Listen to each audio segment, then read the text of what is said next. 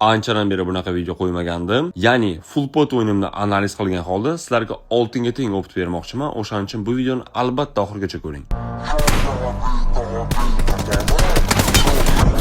Shunday qilib, eng muhim, ya'ni birinchi killni olishga muvaffaq bo'ldim.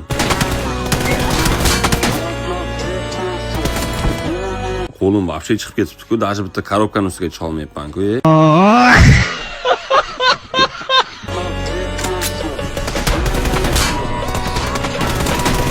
Aytgancha 100 mingtaga juda ham oz qoldi. O'shaning uchun hoziroq obuna bo'lib qo'ying. Bilan nima qilyapman? Qanaqa chipka bo'g'nasini emsin.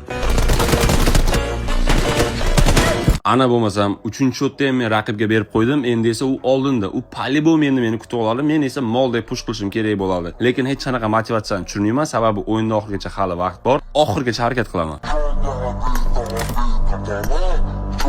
Sizlarda qanaqa bilmadim-ku, lekin meni o'yinim chiqmasa, srazi headshotni zo'g'ini o'chiraman va o'yinim 180 gradusga o'zgaradi.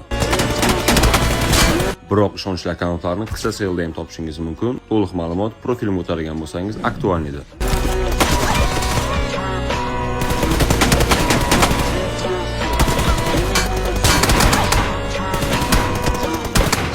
Aytgancha, siz TDMda aynan qaysi vaziyatda qiynalyapsiz? Albatta kommentariyaga yozib keting.